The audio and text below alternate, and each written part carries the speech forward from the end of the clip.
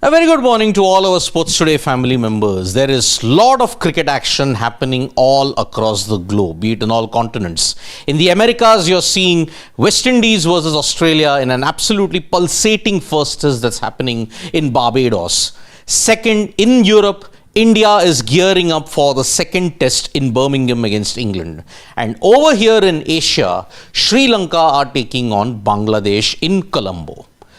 But the West Indies versus Australia test match is seeing plenty of umpiring blunders. 3 blunders in the space of 2 days in this test match, and West Indies are absolutely fuming, especially Darren Sammy. Adrian Holstock, who is the third umpire, he is in focus at this point in time for 3 dodgy decisions. Social media has erupted stating that why didn't the West Indies just walk off? Such was the nature of those dismissals. Now, one dismissal went against the West Indies, one went against Australia. In fact, a couple went against the West Indies. This test match will depend upon the decisions that has been taken, because after the end of the day, Australia are just 10 runs ahead. And on top of that, they have lost 4 wickets. Travis Head holds the key yet again. But if those decisions result in West Indies failing to win the test match, you're going to see plenty of, you may say aggression, you will see plenty of hostility towards the umpiring that's going to happen.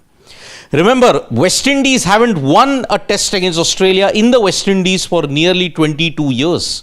Now, after ending the streak at Gaba, will they manage to do it in Barbados? That remains to be seen. For Australia, this will be their second straight loss against the West Indies, if that happens. So, Travis Head holds the key heading into this match today. West Indies could very well win the test match also if they restrict Australia to under 150. But it is still a very helpful deck at the Kensington Oval in Barbados. At the time of doing this morning wrap, Sri Lanka had already extended their lead to 127 with the Mendises, Kamindu Mendis and Kusal Mendis batting aggressively. But the match was set up by a brilliant 158 from Pathum Nissanka, who continues his great form in the series against Bangladesh. So, Sri Lanka hold all the aces at the SSC and they are leading by a very comfortable margin. Today they will want to bat as long as possible, give themselves 2 days to bundle Bangladesh out and register their first win in the series. Now, what is the current schedule for the Indian cricket team heading into the second test that's going to happen at Birmingham? The Indian cricket team are going to have 2 practice sessions, 27th and 28th, they'll have a practice session, but unfortunately behind closed doors because of the venue and the security logistical arrangements that's there around Birmingham. So, 2 days you're going to see practice sessions behind closed doors.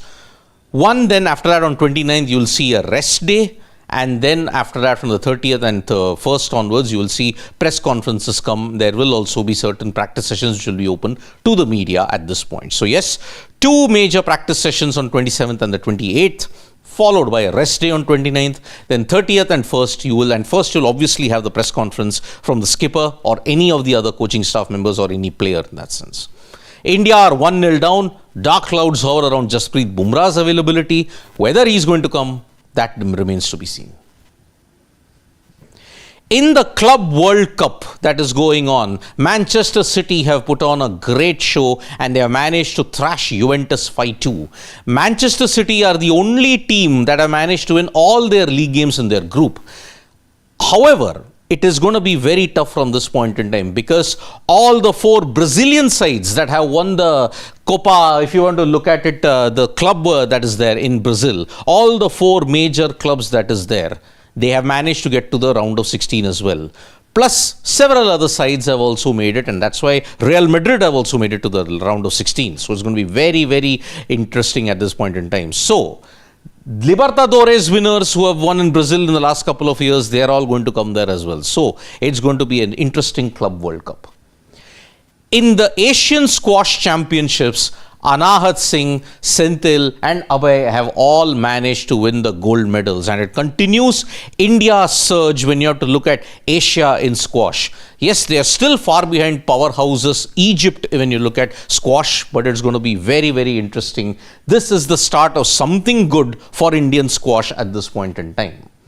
So today we'll be building up to the India versus England test match as well. But today you are going to see a special interview from me and Harshit. It is done with Priyank Panchal that will be uploaded in the evening. So do subscribe, like, share and also subscribe to Sports Today for all the latest news and analysis. Tap that bell icon. You don't want to miss out this lengthy interview, a hands-on, a totally free podcast that we have done with Priyank Panchal, the Indian domestic stalwart who just announced his retirement from domestic cricket. Thank you so much, folks. Subscribe to Sports Today.